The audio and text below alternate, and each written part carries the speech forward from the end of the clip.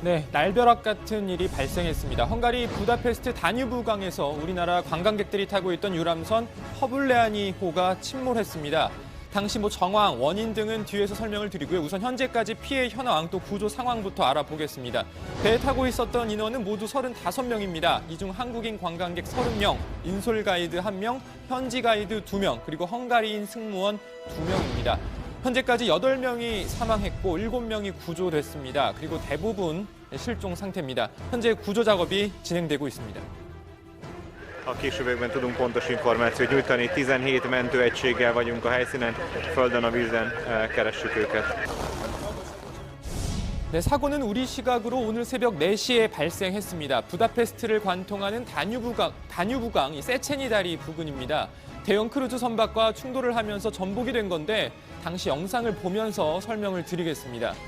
자, 보시는 것처럼 당시의 사고 지점에는 꽤 많은 배가 운항을 하고 있었습니다. 허블레아니호가 이 마르기트 다리 쪽으로 접근을 하는데 그 뒤를 빠른 속도로 대형 크루즈선이 따라갑니다. 그리고 다리 기둥 부근에서 두 배의 거리가 급격하게 좁혀지면서 영상이 끝납니다. 슬로바키아로 향하는 크루즈선이 현지에서 이제 충돌을 해서 우리가 국민이 타고 있는 이 유람선이 침몰한 것으로 이렇게 일을 하고 있습니다. 현재 그 사고를 낸 크루즈선은 이미 헝가리 당국이 억류하고 조사를 진행 중에 있는 것으로 파악이 되고 있습니다.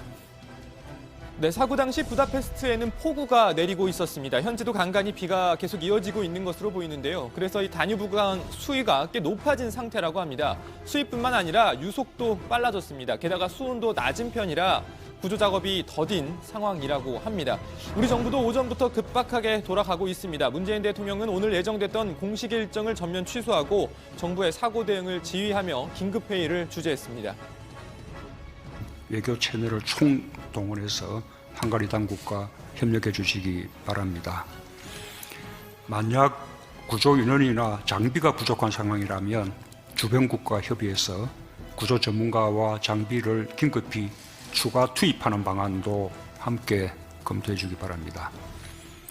또한 우리 해군, 소방청, 해경 등 현지 파견 긴급 구조대가 최단 시간 내에 현장에 도착할 수 있도록 가용한 방법을 총동원해 주시기 바랍니다. 네, 정부는 강경화 외교부 장관을 본부장으로 대책본부를 꾸리고 부다페스트 현지에 외교부, 소방청 관계자 등으로 구성된 신속 대응팀을 급파했습니다. 강경화 장관도 현지로 이동해서 대책본부를 지휘할 예정입니다. 헝가리 당국과 협의하기 위해 오늘 저녁 부다페스트로 출발할 예정입니다.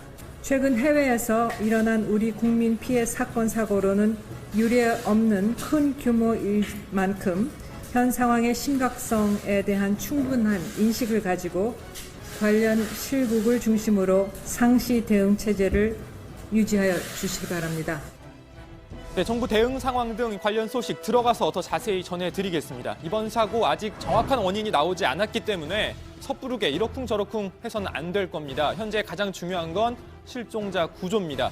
자, 그런데 현지에서 들려오는 소식에 따르면 탑승객들이 구명조끼를 입지 않은 채 배에 탔을 가능성이 높은 것으로 전해지고 있습니다. 이번 사고 선박뿐만 아니라 부다페스트 다뉴브강 이 관광 유람선 대부분 구명조끼를 입지 않고 탄다는 이야기가 나오고 있습니다.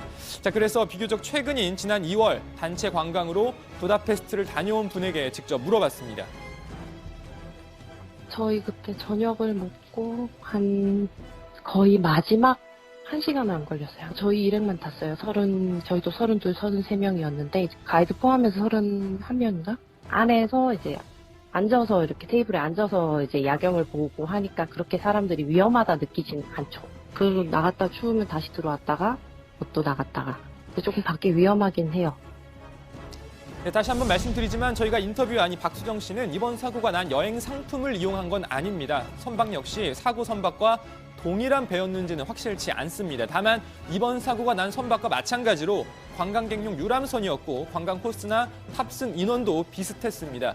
배 안에 구명조끼가 있었는지 그리고 운항 전에 안전수칙은 따로 들었는지도 물어봤습니다. 구명조끼 안내가 없어요. 근데 이제 유람선이니까 구명조끼보다는 제 기억에 거기 튜브 같은 게 하나 있었어요. 한편에 약간 불안한 건 이제 왜 조끼를 안 입지라는 생각은 누구나 한 번은 했을 것 같아요. 근데 이제 저는 날씨가 좋은 날 갔기 때문에 그런 걱정보다는 걱정이 잠깐 들다가 이제 경치 보고 끝났네 이러고 내리고 이게 달아서 저희 가이드가 이제 물론 이제 자기가 책임을 져야 되니까 그 부분은 얘기했어요. 조심하세요. 안전. 일일이 뭐 구명 조끼를 주진 않았지만 한 사람 한 사람 이렇게 위험한 행동 하는지 안 하는지 그것까지는 자기가 다 체크를 하더라고요. 그러니까 인솔 가이드가 안전에 신경 쓸 것을 말해주긴 했지만 구명조끼는 입은 적도 본 적도 없었다 이런 이야기입니다.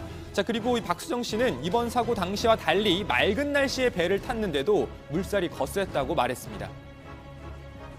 물살이 네, 굉장히 세요. 그러니까 바람이 세다는 건 물살도 그만큼 거칠다는 거고 날씨가 맑은 날인데도 이렇게 강바람이 굉장히 좀 강했거든요. 그러니까 막 몸이 휘청거릴 만큼.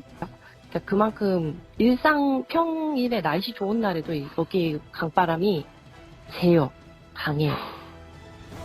네, 다시 한번 말씀드리지만 박수정 씨는 지난 2월 부다페스트 다뉴브강에서 이번 사고 선박과 비슷한 유람선을 탔던 분입니다. 이번 사고 상황과는 일정 부분 다를 수 있다는 점 다시 한번 말씀드립니다. 다만 이번 사고 당시 이 여러 상황을 되짚어보는데 참고는 될 것 같습니다.